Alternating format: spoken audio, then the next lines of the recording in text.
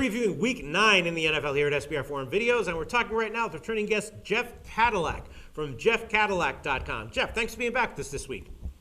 Thank you, Peter. I love being here. Yeah, it's all right. So you're 2-1-1 with us so far. That's all against the spread, so that's a fairly impressive record. 4 games, small sample size, but still very respectable record over 4 games. Tell us a little bit about yourself and your website, jeffcadillac.com. Well, I do on my website, jeffcadillac.com. I actually do free analysis of all the games in the NFL, free picks. I welcome all visitors. It's not a gimmick. It's all free. It's all my opinions. Hey, you pick which games you like. You discard the games you don't like. Hey, well, I don't have anything against gimmicks. I mean, if it's a good gimmick, then it's good. If it's a bad gimmick, then it's bad. But I have nothing against gimmicks per se. At any rate, all right, so Dolphins and Colts is the game that you want to talk about this week. And the Colts are actually a home underdog of +1 or +2.5, depending on where you're looking. Total's 43. You know, both these teams are sort of overachieved a bit this year. They're both still in playoff contention.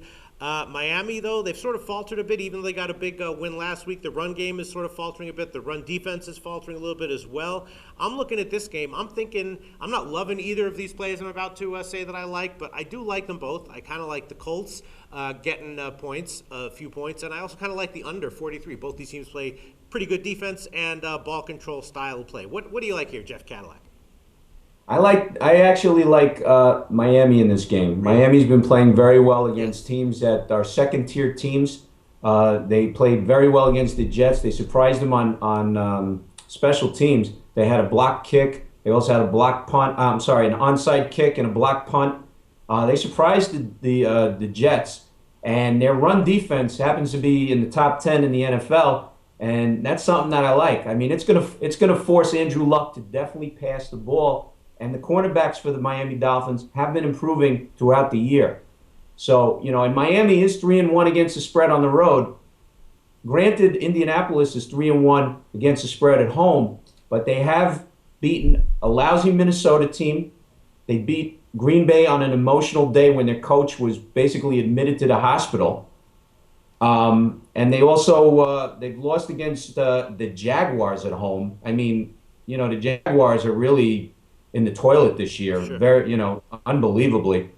And they beat Cleveland, which is really no big deal.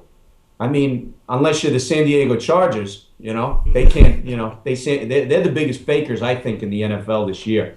But they couldn't even beat Cleveland, but Indianapolis beat Cleveland. But the Miami Dolphin defense definitely is really, I don't think they're overachieving. I think they drafted well, and they're really coming around.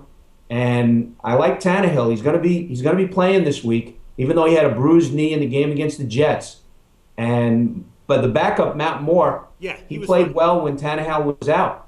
So, I got to give a slight hand to the Miami Dolphins here. They're playing very well. They played very well on the road, and they cover the games.